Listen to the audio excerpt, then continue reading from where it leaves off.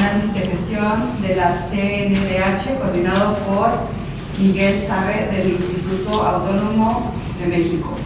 Ha trabajado en la defensa y promoción de derechos humanos en el ámbito público y de sociedad civil en Fundar, Centro de Análisis de Investigación ACEP. Realizó tareas de investigación, vinculación con la sociedad civil y trabajo de campo para el área de seguridad ciudadana y derechos humanos, así como para el equipo de estrategias legales de derechos humanos. Colaboró en el proyecto tripartito Monitor Civil de la Policía y de las Fuerzas de Seguridad en la región de la Montaña de Guerrero, especializado en la observación, denuncia y búsqueda de reparación de violaciones graves a derechos humanos. Sumado a lo anterior, participó en la elaboración de estrategias legales para la exigibilidad del derecho a la salud, de derechos sexuales y reproductivos de personas con VIH, así como para la exigibilidad del derecho a la consulta y participación de pueblos y comunidades indígenas. De manera independiente, colaboró como consultora externa en la elaboración de propuestas de reforma legislativa en materia de derechos humanos, económicos, sociales y culturales en la legislación local. Ha colaborado de manera cercana con la comunidad de intérprete lengua de señas mexicana-español en la promoción de estrategia de prevención de discriminación por falta de interpretación de calidad como ajuste razonable. En febrero de 2016 se incorporó al Consejo para Prevenir y Eliminar la Discriminación de la Ciudad de México, COPRED, como asesora de la presidencia. De mayo de 2017 a enero de 2019 coordinó la Secretaría Técnica de esa institución. Desde febrero de 2019 forma parte del equipo de asesoras de la presidenta de la Comisión de Derechos Humanos de la Ciudad de México. Gracias.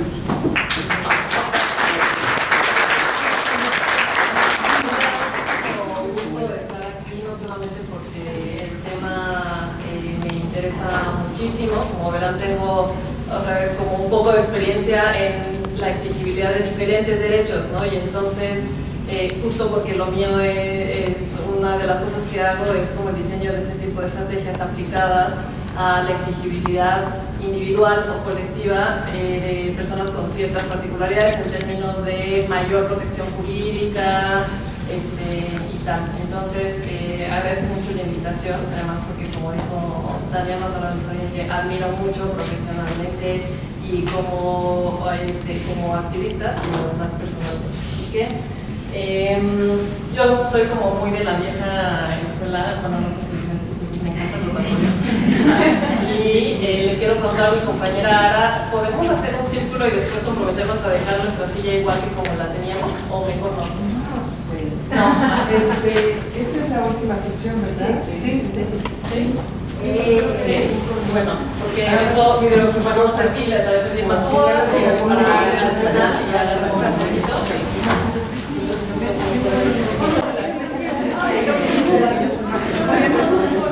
La verdad es que voy a usar el rotafolio sobre todo para guiarme esquemáticamente. Y pues bueno, me promociona el tema de las estrategias de exigibilidad de derechos, específicamente derecho de identidad como un panorama nacional y local. Justo porque en la plática anterior Ileana nos compartía sobre desde qué es el derecho a la identidad, la base pública y todo esto, quiero proponerles que podamos pensar en estas estrategias yo puedo plantear esta cuestión de estrategia de exigibilidad de derechos de una manera justo de acuerdo con este principio de derechos humanos que implica que todos los derechos están interrelacionados. Entonces voy a estar tocando diferentes tipos de derechos porque la idea de esto es que se hagan con más preguntas que respuestas y que se lleven a su realidad local, a lo mejor ciertas guías a partir de las cuales ustedes de manera autónoma, individual o colectiva puedan hacer su propia estrategia en función de sus necesidades familiares, particulares y también del contexto local, pero haciendo como ese marco. Entonces por eso yo voy a hacer una propuesta como guía que espero que les sirva para que se decida.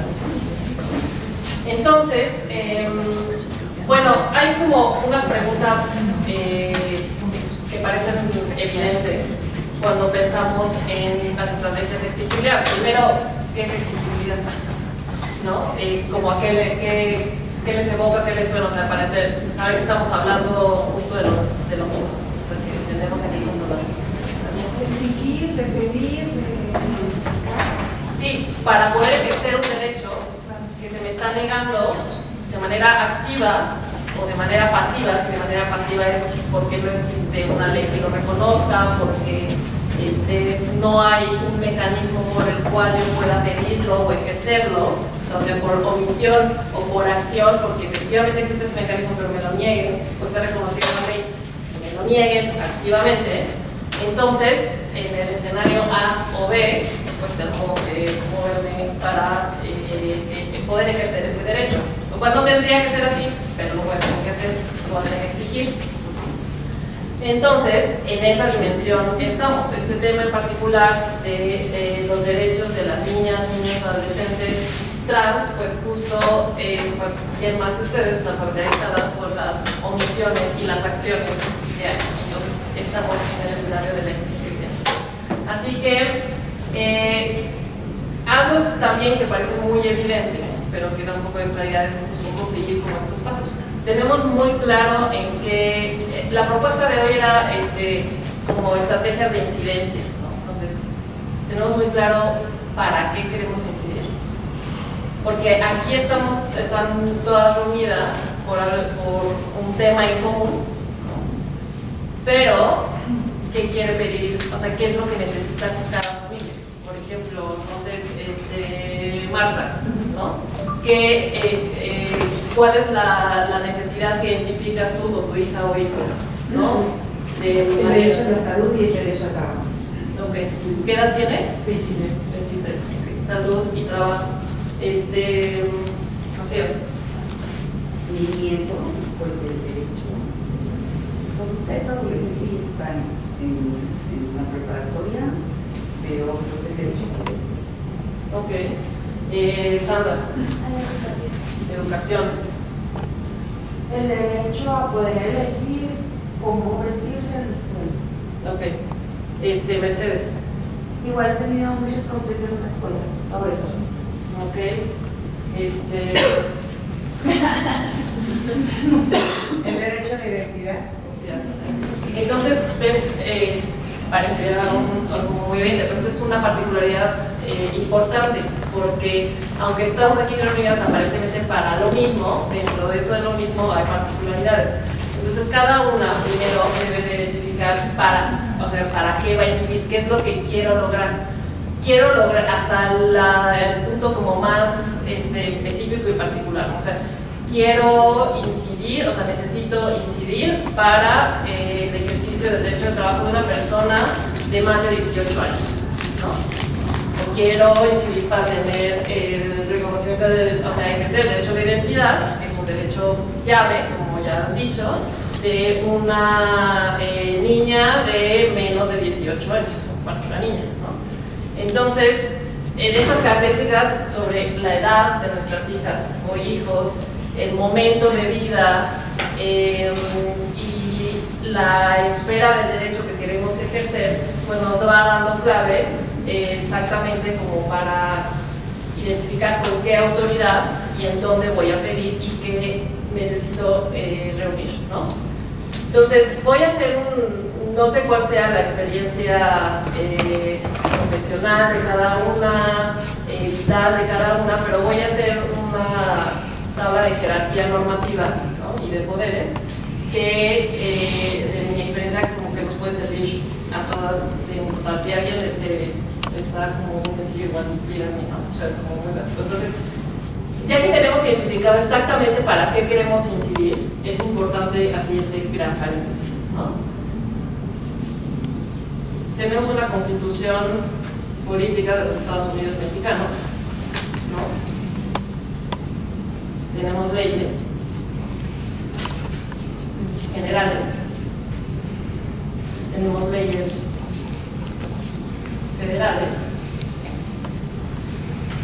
tenemos, vamos a ponerlo como así, leyes locales, ¿no?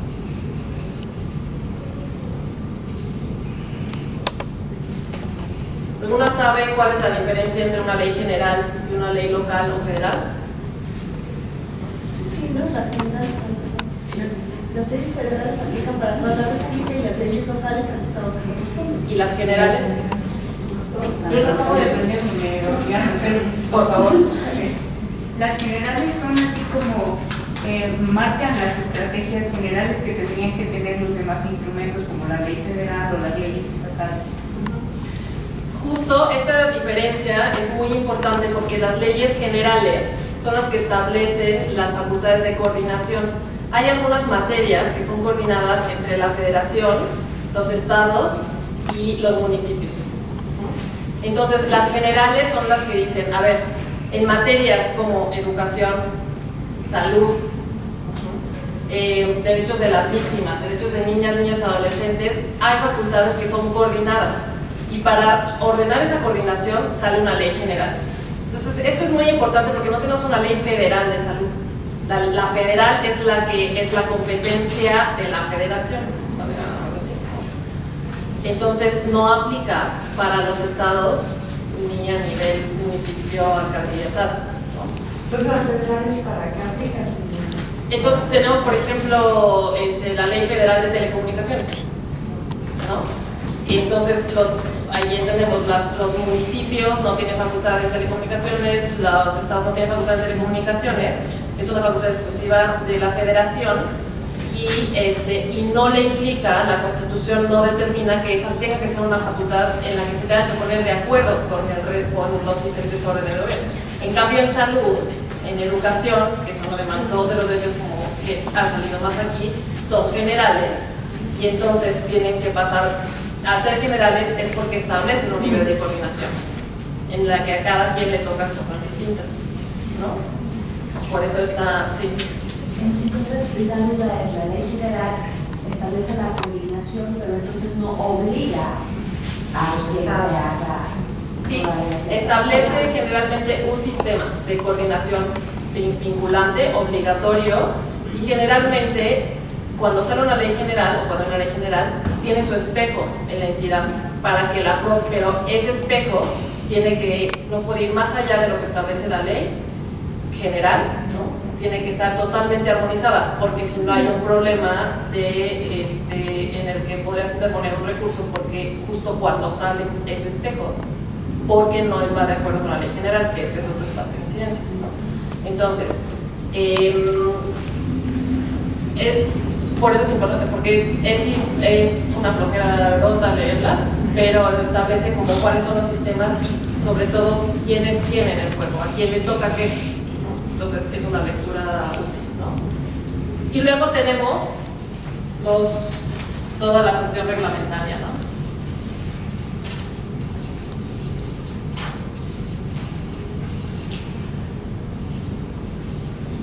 ¿Quién genera Constitución, modificaciones o sea, ya sea Constitución o modificaciones a la Constitución?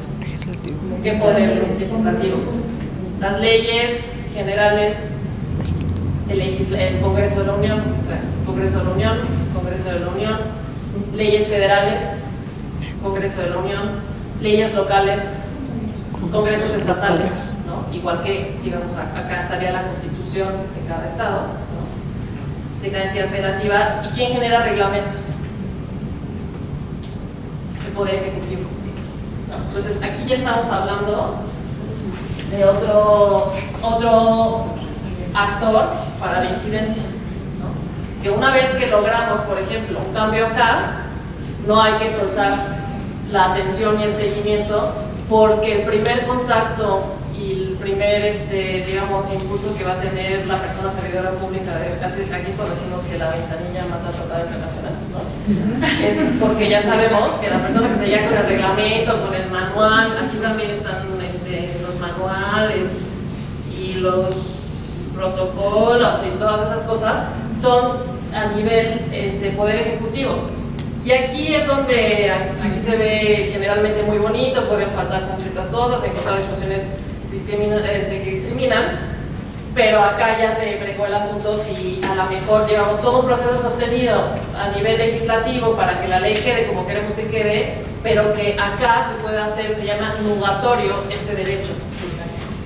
¿Cómo?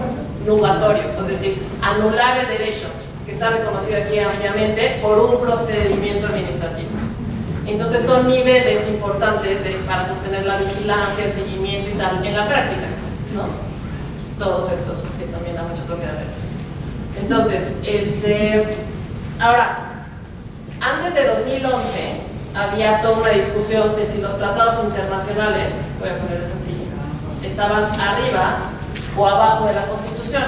Y entonces hubo ciertos criterios de la Suprema Corte de Justicia de la Nación que decían, no, cuando se habla de derechos humanos, entonces están por arriba, ¿no? Cuando se habla de otro tipo de materias, si son tratados internacionales, entonces están por abajo, ¿no?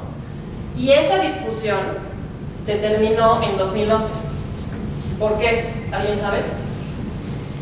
Porque cambió el artículo 1 de la Constitución. ¿Alguien más? Ajá, o sea, sí, pasó eso. Bueno, sí, en 2011 fue así la gran reforma en materia de derechos humanos, dentro de los cuales se cambia el artículo primero de la Constitución.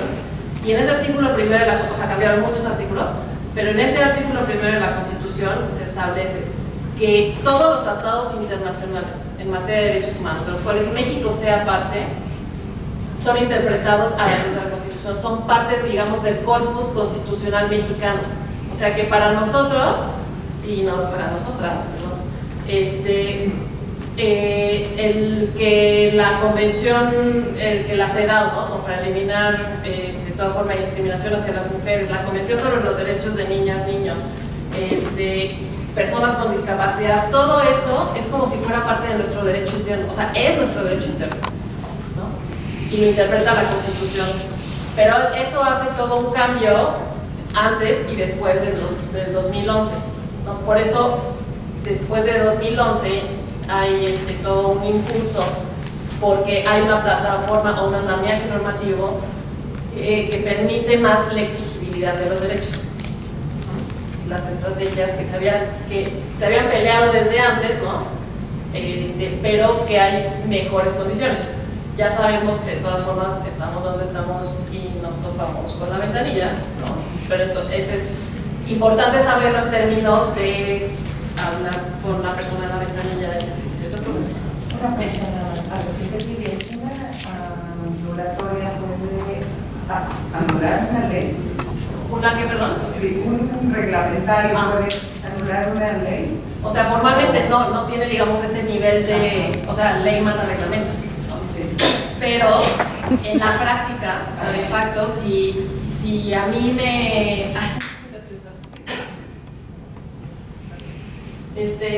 en la práctica, si les voy a poner un caso de un chico de 16 años, me parece, con discapacidad, que sale una modificación legislativa, ¿no? En la Ley General de Salud, que establece el uso terapéutico medicinal de cannabis, ¿no? Y el transitorio de esa ley, que son así como las cláusulas de letras chiquitas que sí hay que leer porque si no también ese transitorio dice en tanto tiempo, 180 días, la Secretaría de Salud tiene que emitir un reglamento para permitir establecer el procedimiento por el cual las personas acceden a los medicamentos con cannabis de uso medicinal terapéutico. Pasan los 180 días y el Ejecutivo de la Secretaría de Salud no lo emite. Entonces, esta persona, acompañada y representada por su madre, le dice, perdón, no representada porque justo fue porque hubo un tema de capacidad política, ¿no?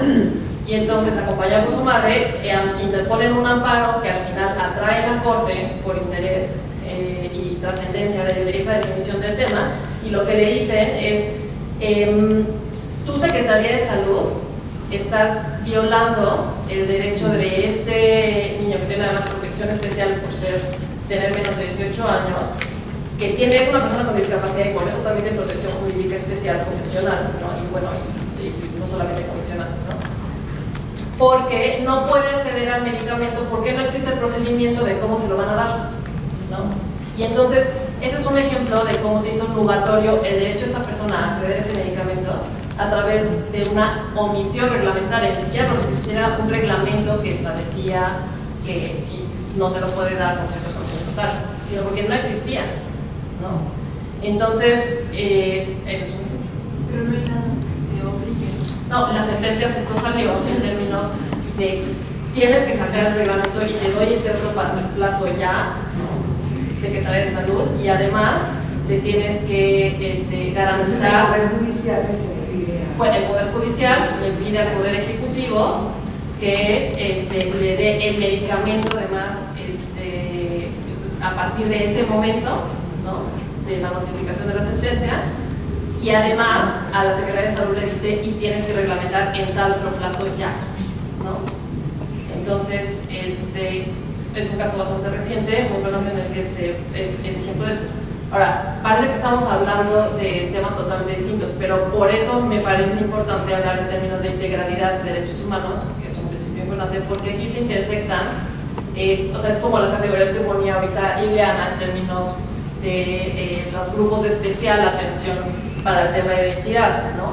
Sí, la cuestión es que a todos nos cruzan muchas identidades y a unos más que otras, que en algunos casos nos favorecen y en otros casos nos ponen en una situación mayor de vulnerabilidad, y entonces en el caso de este chico, porque un chico una persona con discapacidad, niño, adolescente, ¿no? Y además con una condición de salud particular para el cual un medicamento cannabinoide le era importante.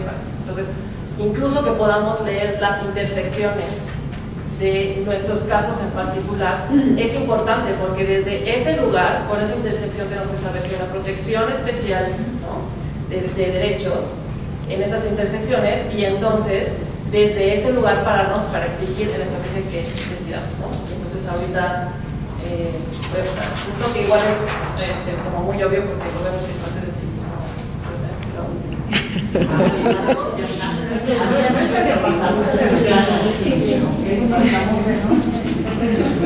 ahora aquí empezamos a ver un poco, ¿no? O sea, ¿cómo está el Estado? No, pues sí, o sea, está el Poder Legislativo, está el Poder Ejecutivo y está el Poder Judicial, ¿no? Y lo que no vimos en nuestra clase de civismo es que están los organismos autónomos. Y depende de quién se ponga como más purista o no, pero sí, esta es la división clásica de poderes del Estado, ¿no? Pero hay todo un debate respecto a que el Estado justo se divide, o sea, se ha ido transformando esa teoría clásica de división de poderes, porque pues cuántos autónomos conocemos y al final son parte del Estado. Todo esto es el Estado, ¿no? Están los organismos autónomos. Ahora, ¿qué le podemos pedir a cada uno? Creo que aquí pues es muy evidente, ¿no? Como aquí es producción legislativa, ¿no? Aquí voy a empezar a ampliar, porque ahorita vimos reglamentaria, reglamentos, manuales, protocolos, todas estas cosas. Pero además, ¿qué le toca? La política pública, con perspectiva de derechos humanos. Bueno. Pero le toca aquí diseñarla, ¿no? Tengo una letra terrible, con las dos. Diseñarla, le toca implementarla, le toca presupuestarla, perdón, le toca evaluarla. Ahí ya nos topamos. Y le toca volver a empezar otra vez, ¿no? Entonces, o sea, en realidad el Ejecutivo hay un montón de espacios donde nosotros podríamos identificar a partir de nuestras necesidades que tenemos que incidir, a lo mejor en más de uno, ¿no? Aquí como que, o sea, está relativamente claro y concentrado.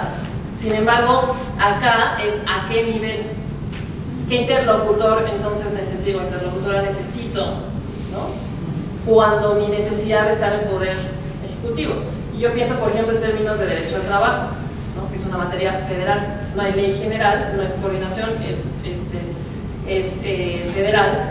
Y entonces, ¿a qué nivel está mi necesidad? Si el reglamento está bien y todo, ¿no? Pero entonces es una cuestión de políticas públicas, por ejemplo, si hemos escuchado sobre esto de las acciones afirmativas o no, o tal, pues a lo mejor mi nivel de incidencia no solamente va a estar en que aquí se reconozca la mejor cuota o no cuota o tal, pero que incluso si no se reconoce eso aquí, ¿no? A nivel ley, porque hay muchas formas de hacer las medidas de nivelación, entonces a lo mejor acá es donde yo quiero decir, ¿no? Y dentro de esto de política pública, a lo mejor donde yo quiero incidir, o sea, no es como en el diseño, sino en que no hay presupuesto, ¿no? Y en esto les pongo un caso muy específico también, que es en el campo de derecho a la salud de VIH. Hace unos años justo hubo ha ido como aumentado la discusión sobre qué tipos de controles sobre el presupuesto puede haber. Puede haber un control judicial del presupuesto, porque resulta que las personas con VIH en el Instituto Nacional de Enfermedades Respiratorias llegamos a la mitad de, o sea, les pongo el tratamiento, ¿no? A la mitad del año, y entonces ya no hay los medicamentos, no los antirretrovirales, ¿no? Sino los que se necesitan para todo lo demás y mantener mi estado de salud, y entonces a la mitad del año resulta que ya no hay, y ya no hay porque me dicen que ya no hay presupuesto, y la institución se queda así como, ¿qué quiere hacer? No hay presupuesto. Ahora, eso de verdad podría ser un argumento que el Estado me podría dar, no, porque tenemos un pacto internacional de derechos económicos, sociales y culturales, ¿no? Donde entra la salud, ¿no? En el que establece que si bien todos tenemos como el principio de progresividad, ¿no? O sea, en los derechos humanos, es decir, sí, Noruega no está igual que México, ONU no estoy diciendo que estén igual, o pretendo que estén igual, sin embargo, que todos los estados, al adherirse a este pacto, tienen la obligación de ir avanzando con medidas en todos estos espacios, todos, para avanzar de manera progresiva en la garantía de los derechos. Y no puede haber pasos hacia atrás. Y entonces, grupo de pacientes de VIH dice, pues esto es un paso para atrás, porque además, no solamente no avanzo, esa es una dimensión, sino que más sí voy para atrás, porque resulta que este año dieron, si yo reviso el presupuesto de este año con respecto al anterior, nos dieron menos dinero. Entonces, sí hay retroceso y además no hay avance, ¿no?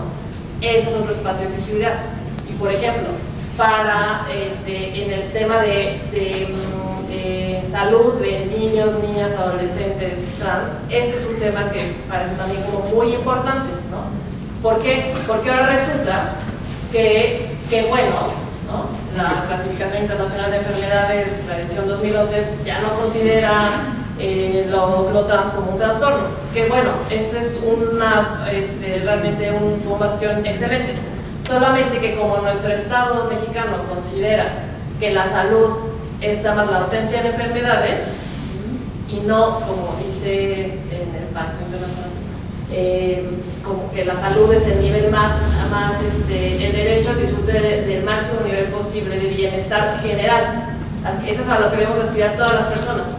Si yo estoy en un estado en el que el esquema de derecho a salud es nada más ausencia de enfermedad, entonces para las personas trans, ¿no? O sea, ¿dónde quepo yo? Porque parece que es una exquisitez, ¿no? Entonces, que yo estoy pidiendo como que tener bloqueadores de la pubertad y tener como todo el acceso hormonal, ¿no?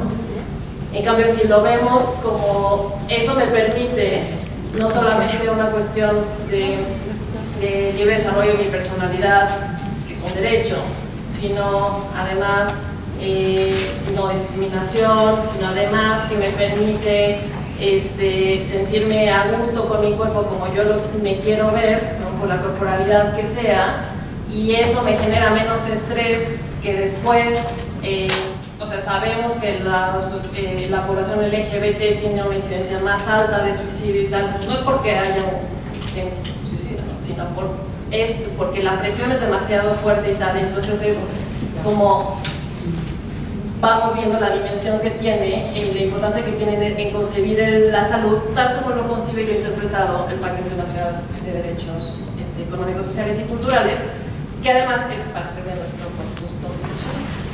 Así que no estamos pidiendo nada fuera de lo que tenemos derecho, ¿no? Entonces, pero resulta que como ya no es enfermedad, entonces ¿qué tal que me dicen? No, pues con más razón, si no es enfermedad, pues no le voy a asignar recursos, ¿no? Entonces, por eso es importante como ver en esta integralidad, ¿no? Y podemos pensar en ejemplos, seguramente ustedes, si se llevan este tema, como pueden estar pensando en muchas otras, en las dimensiones de educación, de salud y tal, en qué nos estamos atorando y cuáles son los argumentos que nos dan en ventanilla sobre esto, ¿no? Y luego la evaluación lo que se hizo y lo que se dice que se va a hacer en los planes del Plan Nacional de Desarrollo, los programas y tal, realmente qué impacto tuvieron. Tuvo un impacto en términos de ejercicios de derechos, o no, y les voy a poner un ejemplo de otro tipo de derechos también. Si ya está el indicador, estamos pensando en personas con discapacidad, y entonces pongo un indicador de, bueno, con lo que voy a medir que las personas con discapacidad auditiva accedan más a la información, es cuántos eventos oficiales en la Ciudad de México tienen interpretación de lengua de señas mexicana, ¿no? Y uno después ve en el reglamento cuáles son los eventos, en el manual, cuáles son los eventos oficiales, ¿no? Pues son los que va el jefe de gobierno. Bueno, no todo el mundo mata por ir a, ¿no? O sea, no necesitas, no necesariamente es algo que quiere decir. Lo que quiere decir es acceder a la información cuando vas a pagar el agua, ¿no? O cuando vas por una emergencia gineco-obstétrica, ¿no? A la clínica de salud, y resulta que aunque en lengua de señas mexicanas, en la lengua nacional, no hay intérprete, no hay nada, y no puedo dar antecedentes sobre mi caso cuando estoy en una emergencia, ¿no? Pero si el indicador con el que voy a evaluar es cuántos eventos oficiales están, puedo salir muy bien en el indicador. Entonces, o sea, lo pongo porque son ejemplos que tengo como del caso en concreto, pero que justo veamos ese tipo de cosas que tenemos que a lo mejor empezar o queremos empezar a pensar para identificar en qué nivel. No traigo celular, pero aquí me puede decir qué hora es, para que no les vaya. ¿Cuánto para pero lo podemos aguantar. Sí, aguantamos. Te quería hacer una pregunta rapidísima sobre la cuestión de evaluación. Normalmente eso... De evaluación. O sea, el reglamento, o sea, ¿a qué nivel se determina? ¿Esta metodología? No la metodología, porque ahí sí sé que Ya. ahí se puede interpretar todos lados, pero el requisito de una evaluación, por lo pronto. O sea, eso es algo que se ve ya como a nivel de reglamento o de O sea, que hay un estándar. Sí, bueno, que diga, y el trabajo de esta institución o de esta iniciativa se tiene que evaluar. Pues Cada X, o sea, tiene que evaluar, ¿no? O sea, eso es algo que está como... sí. ¿Y a qué nivel? ¿A nivel de la ley? Pues ¿del reglamento? hay unos principios que además, o sea, sí bajan a nivel nacional también, pero tengo más claro el ejemplo de la Constitución de la Ciudad de México. No sé de qué estado estamos. Pues vivo en Arizona, pero En la Ciudad de México. Sí. Bueno, en la Constitución de la Ciudad de México se establece justo que las políticas públicas tienen que tener perspectiva de derechos humanos, que ahorita te voy a decir como un dato y ciertos elementos, ciertos principios de esto, que también quiero conectar para las estrategias que vayan a hacer ustedes. Pero además, justo por así la reforma constitucional de 2012, en el que se acabó esta discusión y que todos los tratados internacionales de derechos humanos se subsumen a lo que son nuestros derechos y nuestra constitución, entonces como al corpus jurídico constitucional mexicano. Entonces, el Pacto Internacional de Derechos Económicos, Sociales y Culturales, el Pacto Internacional de Derechos Civiles y Políticos, la Convención Belém do Pará, ¿no?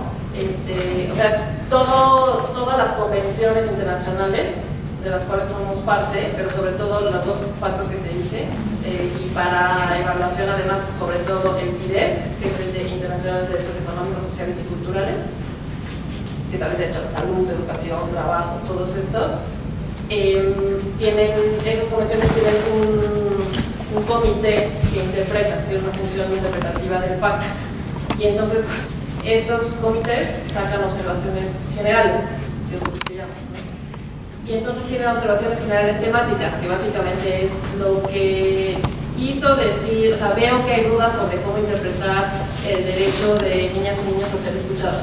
Y entonces hace una consulta amplia tal, y saca una observación general que tiene un peso interpretativo importante respecto a cómo los estados parte tienen que implementar ese derecho. En todas las observaciones generales de las convenciones, pero sobre todo del Comité de Derechos Económicos, Sociales y Culturales del Sistema ONU, un sistema universal, establecen que una de las obligaciones del Estado es justo hacer toda su política pública con perspectiva de derechos humanos, que implica, entre otras, la evaluación.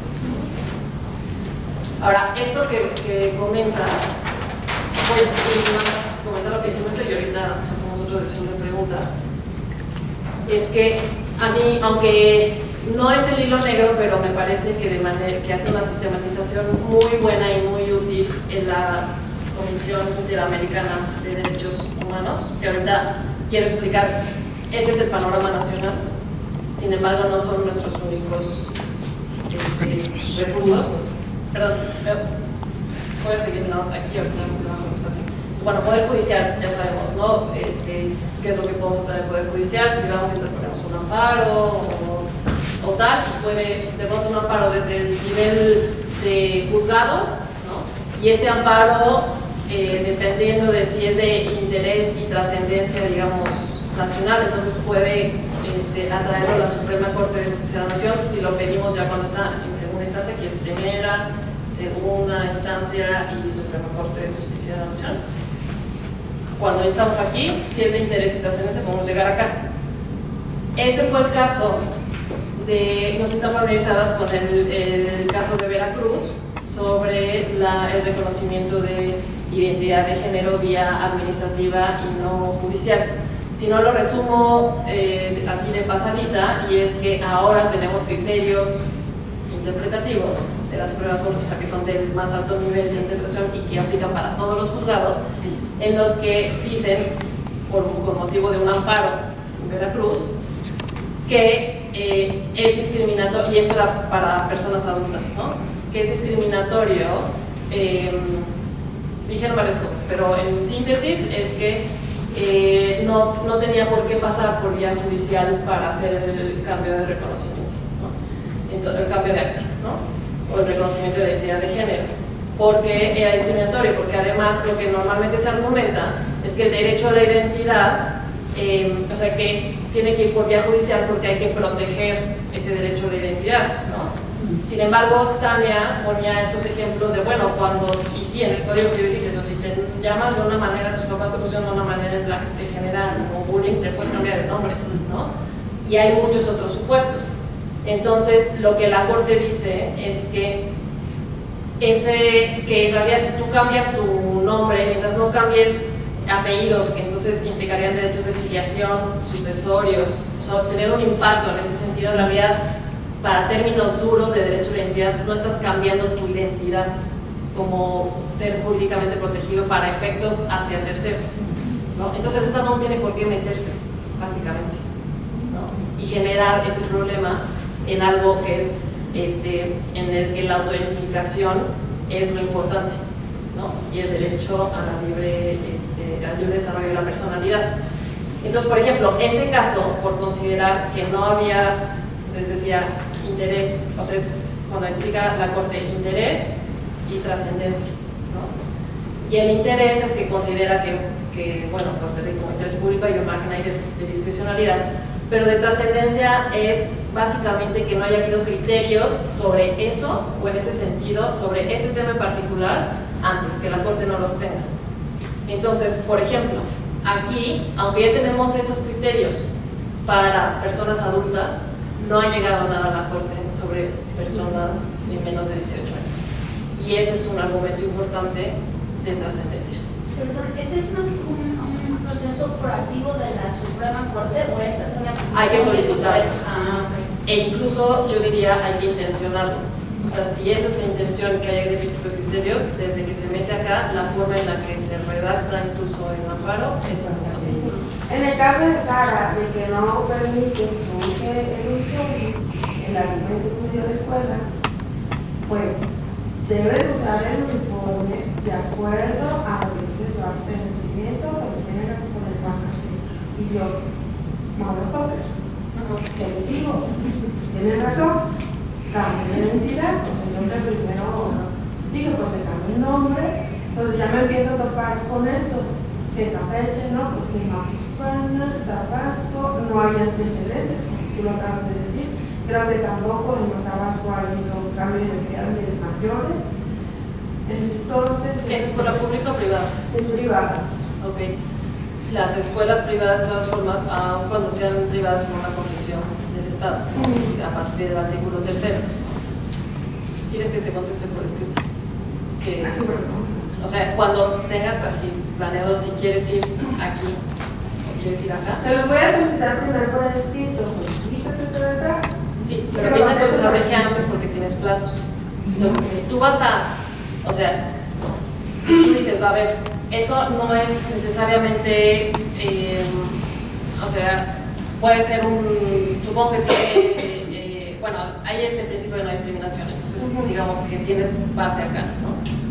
Ahora, por ejemplo, no sé si a nivel reglamentario, a nivel local, haya algo en términos de, en materia educativa, que establezca los uniformes. La verdad es que no creo. No lo dice, no. Entonces, tus esferas, pienso que son aquí y acá.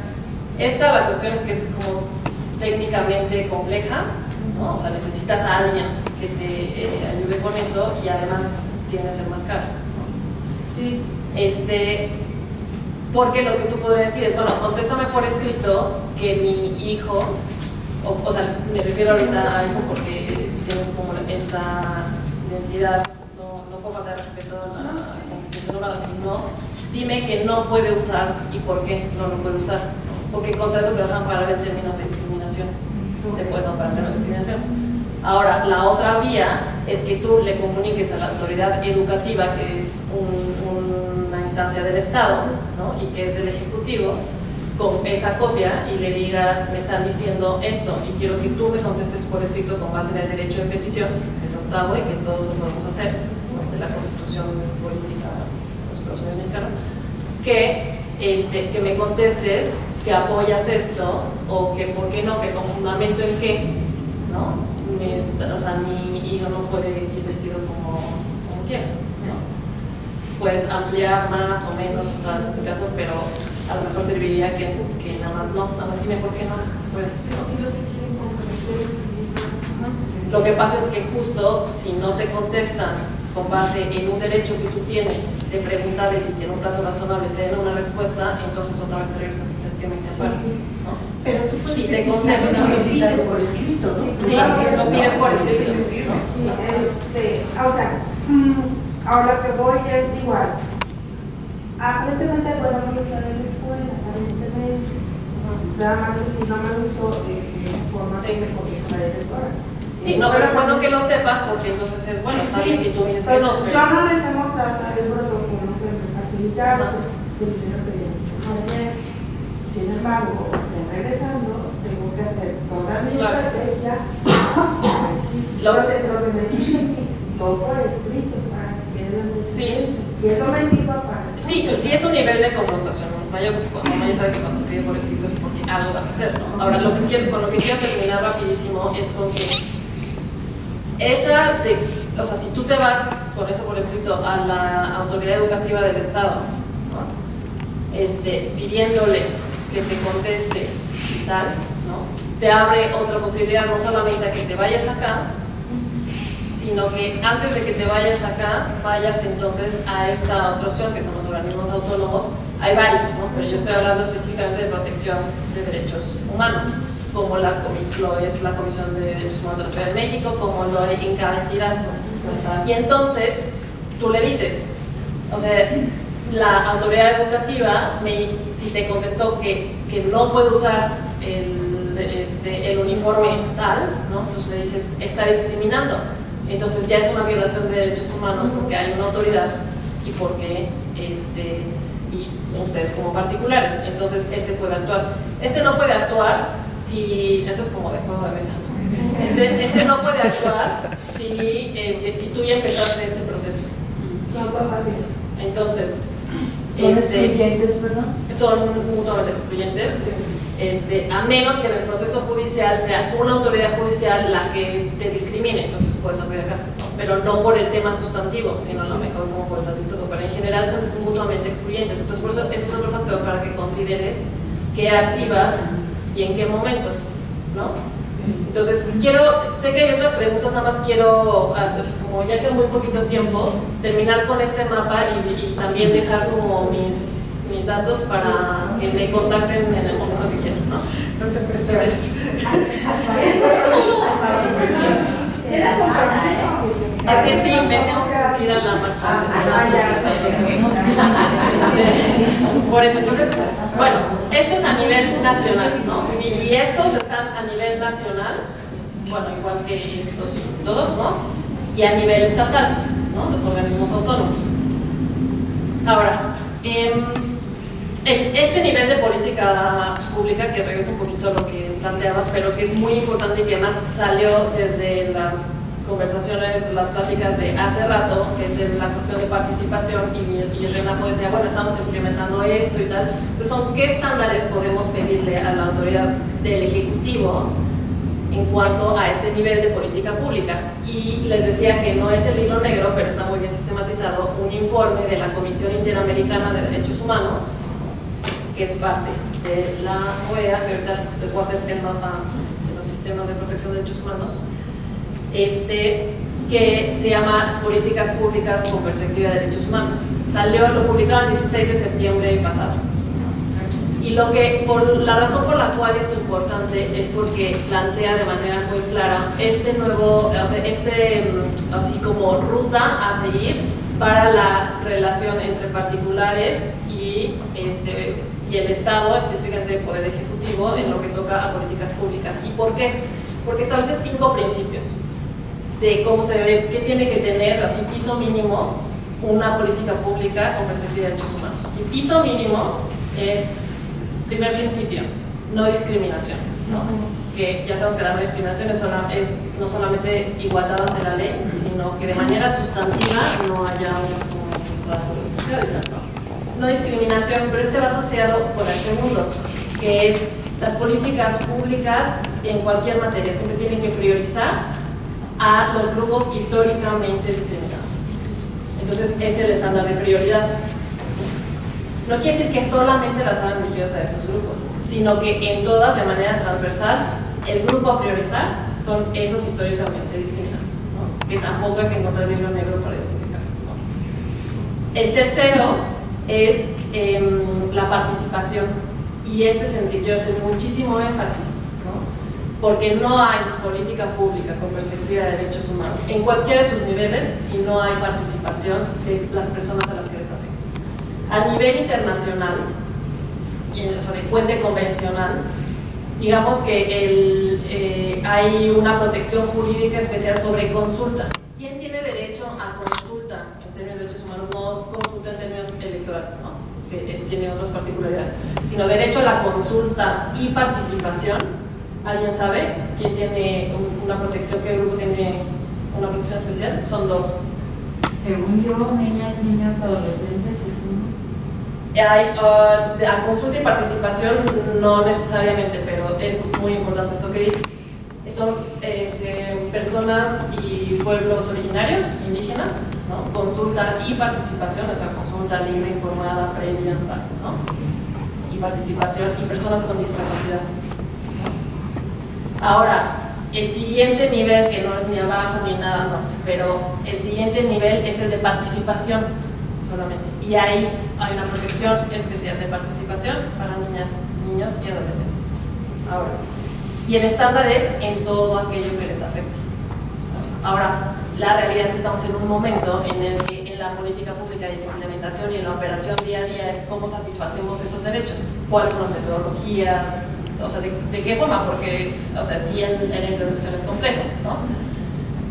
Sin embargo, está ese derecho. Ahora, cuando lo que dicen es, bueno, no solamente a nivel legislativo, sino, o sea, eso tiene implicaciones a nivel judicial, a nivel ejecutivo y todo. Y entonces, cuando estamos hablando de las políticas públicas, estoy hablando de este tercer principio, ¿no? De participación, es considerado que dentro de ese hay además grupos de especial protección jurídica para el ejercicio de ese derecho. Entonces, y que tiene que haber algún mecanismo en la materia que sea de política pública de derecho de identidad de cualquiera, cuál es el mecanismo de participación, porque pues derecho a participar hay, ¿no? No quiere decir que tenga que ser de la forma en la que nosotros queremos y tal, ¿no? O sea, sin embargo, saber y que haya publicidad sobre cuál es ese mecanismo de participación para que podamos incluirlos, ¿no? Y el cuarto, es que yo en realidad apunté dos, pero no es cierto. El cuarto es que haya justo información, producción oficiosa de información sobre todo, así como de ya voy a empezar a diseñar la política pública, ¿no? Y entonces tengo este mecanismo de participación, o ya voy a evaluar y entonces quiero consultar tal, o sea, ya sea por internet, así llamo a la participación para este tema en particular, y además lo vemos, o sea, las normas oficiales mexicanas y las normas mexicanas, o sea, de verdad, tienen que publicar en el diario oficial de la Federación o en las gacetas, vamos a cambiar esta norma oficial mexicana, quién abre tal periodo para consulta, ¿no? Quién se anota, tal, ¿no? Ya termina el periodo de la consulta y luego va a publicar entonces 4 modificaciones. O sea, no es una cosa tampoco en la que no haya experiencia previa, ¿no? Entonces, pero para eso, pues la producción oficiosa de información es importante y el acceso a la información es importante para que podamos participar. Finalmente, el quinto, que no es menor, es que estábamos acostumbrados normalmente a que a nivel legislativo tuviera que haber un mecanismo para impugnar acá o para impugnar administrativamente si no se cumple algo en la ley, ¿no? Pero no estábamos acostumbrados a que el estándar de una política pública con perspectiva de derechos humanos tuviera que tener la política pública un mecanismo para exigir si no se cumplió cualquiera de las anteriores. Y eso es muy novedoso, ¿no? El quinto estándar, el quinto principio que se tiene que cumplir acá, dice la Comisión Interamericana de Derechos Humanos, es que haya un mecanismo para exigir, si no, o para denunciar, exigir y tal, si no hubo participación, no hubo apertura para esa participación, se negó, no se ofreció, si si hubo discriminación, si no se priorizó alguno de estos grupos y tal, ¿no? Entonces, este es todo un espacio también de incidencia. Voy a nada más terminar con algo muy rápido, porque yo ya metí a la Comisión Interamericana de Derechos Humanos y no les he dicho cuál es, o sea, por qué nos importa lo que dice la Comisión Interamericana. Y nos importa porque, como todas las convenciones internacionales, las internacionales son parte de nuestro corpus político institucional. Entonces, tenemos 2 sistemas de protección de derechos humanos en el mundo, ¿no? El sistema ONU, que es el sistema universal de protección de derechos humanos, y luego este es el regional, el sistema interamericano de derechos humanos. Entonces, que además estos son como los más a la par. ¿Alguien conoce otro sistema regional de protección de derechos humanos? Comisión Interamericana. ¿Alguna idea? De Derechos Humanos. Pues, o sea, a nivel regional, porque incluye a toda América, ¿no? La OEA. La OEA está aquí. De hecho, o sea, la OEA exactamente. La Comisión Interamericana. Ajá, está la Comisión Interamericana de Derechos Humanos, y está la Corte Interamericana de Derechos Humanos, ¿no? Hay otros sistemas regionales, por ejemplo, el europeo, ¿no? Y el tercero es el africano. El más, digamos, incipiente es el africano. Asiático no hay, todos están como en esa discusión y tal, y el europeo tiene, por ejemplo, los casos que salen del sistema europeo y tal son referente para nosotros en mucho sentido, aunque no son vinculantes, no nos obligan, no están obligadas las autoridades a atenderlos, ¿no? Lo que no pasa con el sistema interamericano. Si la Corte establece un criterio, un caso, aun cuando no sea México que esté involucrado, hay obligación de cumplir, ¿no? La Comisión Interamericana es no jurisdiccional, igual que estos, no jurisdiccionales. También con esta cuestión de mutuamente excluyentes con los jurisdiccionales. Este es el no jurisdiccional y este es el jurisdiccional, es la Corte. Aquí, por ejemplo, o sea, voy a poner nada más ejemplos de convenciones jurisdicciones o pactos, ¿no? Está el FIDESC. Nada más voy a poner un ejemplo. Derechos económicos, sociales y culturales. De aquí sale el comité DESC, que es el que les dije que interpreta, así lo que quiso decir el FIDESC en su artículo 14 fue que el derecho a la salud, bla, bla, bla, bla, bla, ¿no? Que es, eso está interesante, ¿no? Y pues están sus observaciones generales, ¿no? Y así como hay mucho, el de mujeres, el de niñas, niños, todo esto, ¿no? Aquí, que es no jurisdiccional, hay audiencias. Hay audiencias temáticas y hay audiencias por casos. Si yo ya, o un grupo de nosotras, ya agotamos todo lo que se pudo hacer acá, en el Poder Judicial, ya agotamos, ya, me dijeron que no, entonces podemos empezar nuestro camino aquí. Y después de muchos años, podemos llegar acá. Y después de un rato, puede salir una sentencia en la cual entonces se vincula al Estado mexicano. Ha habido varios casos en contra del Estado mexicano, muchos son por violencia de género, se acuerdan del caso de Atenco, de las violaciones de mujeres indígenas por parte del ejército en Valentina, desaparición forzada, muchos. Pero no solamente eso, sino que el tema, por ejemplo, de discriminación por identidad de género o por orientación sexual, hay varios, muchos más por orientación sexual en diferentes temáticas que por identidad de género. Van a estar llegando más por identidad de género y va a ser importante estar pendientes, ¿no? Pero acá se los digo porque es un espacio, en estas, aquí ya les dije, hay que agotar toda la parte judicial y esto, ¿no? Si ya la agoté, entonces puedo acudir aquí. Pero estas son un espacio, y con esto quisiera cerrar y darles mis datos. Con esto es un área de oportunidad que observo para todos ustedes. Porque no ha habido ninguna... les voy a decir las audiencias temáticas que ha habido. Hay ciertos periodos dos periodos ordinarios de sesiones cada año del que abre la CID y que abre y cualquiera puede anotar su audiencia temática cuando se con cierta estrategia de contenido, pero, o sea, es abierto para todo el mundo, ¿no? Y luego hay periodos extraordinarios que dependen, ¿no? Pero, por ejemplo, los casos que ha habido de niñas, niños, el cruce de LGBT, ¿no? Con niñas y niños, derechos de niñas y niños, son este año, el 14 de febrero, uno de violencia escolar de niñas, niños, adolescentes LGBTI en Perú. Y se pueden consultar en el canal de YouTube de la Comisión Interamericana, ¿no? Para ver los argumentos y todo esto, ¿no? 1 de octubre de 2018, protección de personas defensoras de derechos humanos, de los derechos LGBTI y niñez en El Salvador, ¿no? Que a lo mejor a algunos de ustedes les interesa mucho, porque también hay un nivel de exposición respecto al tipo de activismo nacional, ¿no?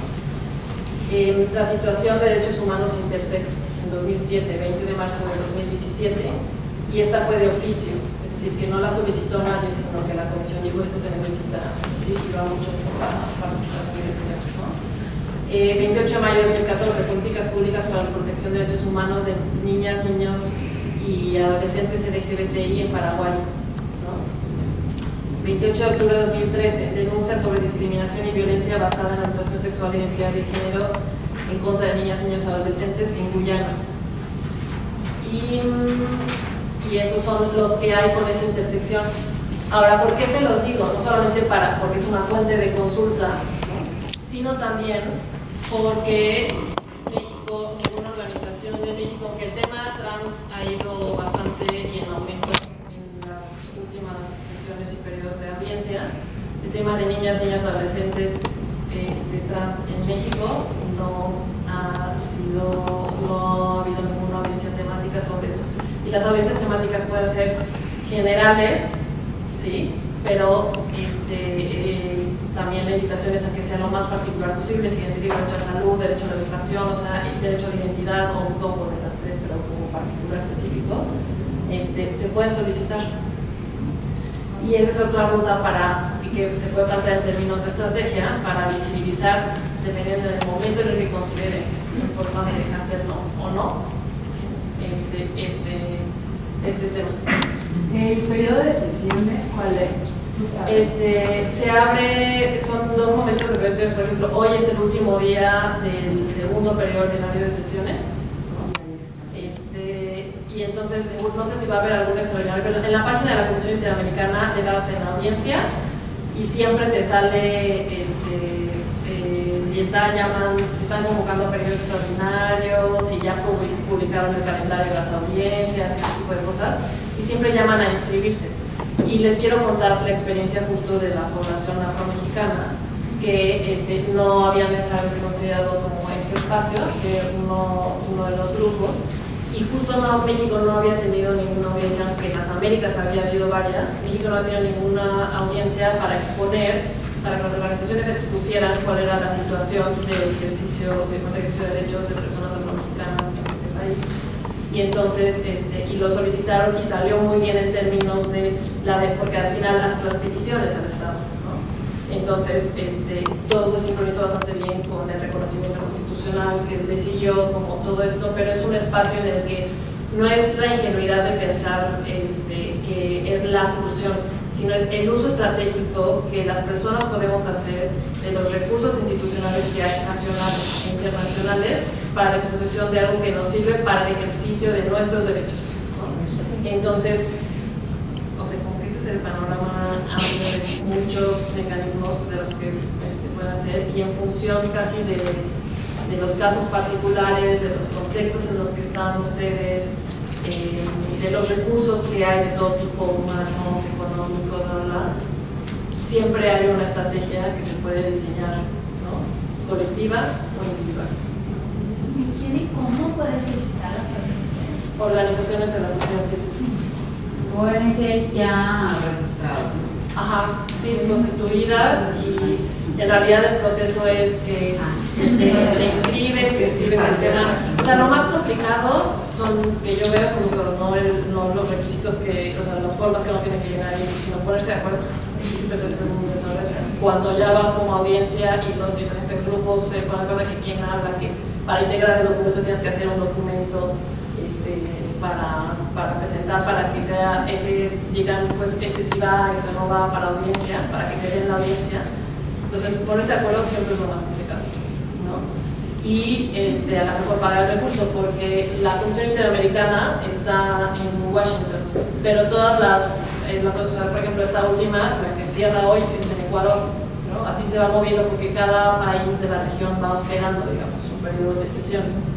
Y entonces, pues es cubrir los gastos, y muchas veces siempre tienen una forma de inscribirte si necesitas apoyo, si la organización necesita apoyo o no. La comisión te ayuda a conseguirla, digamos, con los recursos locales, no de que te den dinero ellos, sino de que a lo mejor hay un grupo que te hospeda, ese tipo de cosas, ¿no? Entonces, pero pues en el proyecto de avión, ese tipo de cosas, hay dos formas de financiarlo. En el caso de las personas afromexicanas, una organización de Estados Unidos financió una parte de los boletos, COPRED financió otra parte de los boletos, o sea, que van saliendo esas cosas. Yo insisto, lo más difícil es ponerse de acuerdo porque es un momento estratégico para el ejercicio de derechos, y pues ahí salen muchas cosas que podemos poner a decir. Tienen que ser varias organizaciones quienes piden esta audiencia. Puede ser una, pero tiene más fuerza si son más. Perdón, y del periodo de hacer la petición, ¿cuál es el periodo a tener la audiencia? Sí. Por ejemplo, digamos que si en febrero se abre la posibilidad de registro, es como para finales de septiembre, octubre. O sea, sí te dan como unos 4 y 6 meses. Pero sí es ideal que cuando ya la vas a pedir, es porque ya tienes como un camino avanzado, organizativo sobre todo, ¿no? Porque en Washington sí Estados Unidos no está activo. Sí, Pues porque la mayoría de los recursos fue dinero para las personas. Bueno, este es un panorama muy general. Yo sé que se abren como ideas, y la verdad es que normalmente el trabajo jurídico no se asocia con algo creativo, pero así yo creo que en esto es cuando uno piensa, a ver, en la práctica, en mi día a día, a mí me pasa esto, ¿dónde lo puedo meter, ¿no? Para hacer mi propia estrategia? Y entonces, pues ahí es donde hay más cosas que mover y consultaciones con las cuales entrar, ese tipo de cosas. Pero pues se puede hacer, ¿no? Y yo les dejo, tengo que salir corriendo, pero les dejo mis datos. Mi nombre es Margarita Castilla. Mi correo es margarita.castilla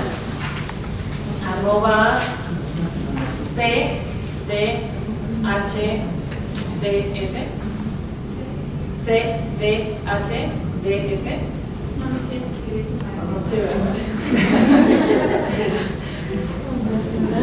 Me escribí pura cosa que no.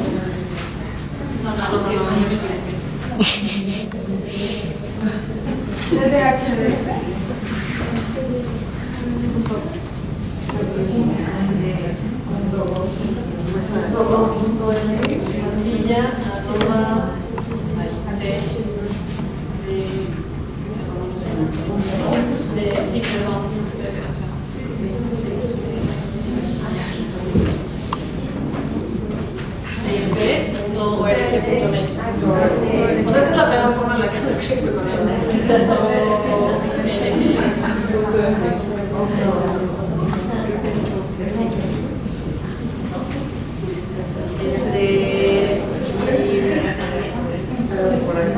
Sí, perdón. Bueno, pero aquí más o menos ¿no? Y bueno, o sea, solo que este es como un inicio de mucho camino que recorrer, y pues bueno, también hay mucho para eso.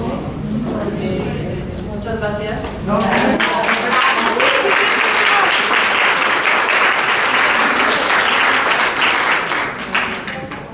Tenemos que volver a poner la silla. Sí, ¿verdad?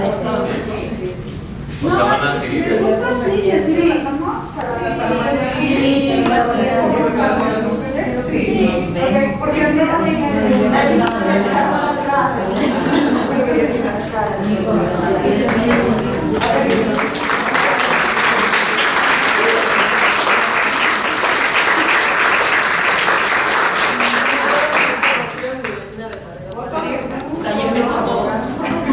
Oigan, pues como pueden ver, hay muchas formas de hacer estrategias que todas podemos tomar. Mañana, además hay gente muy creativa en el tema de leyes para y entonces mañana el primer taller que tenemos es con Noé Luis, que él está a cargo de un centro de estudios legislativos. Él llevó el amparo que quería llegar hasta todos estos lugares, pero nos quedamos en el camino. Él no cobra un peso, es parte justamente de personas que se suman a estas cosas. Entonces, entre muchas personas podemos hacer ahí como estas posibilidades. Entonces, mañana muy tempranito, muchas gracias a todos. Gracias.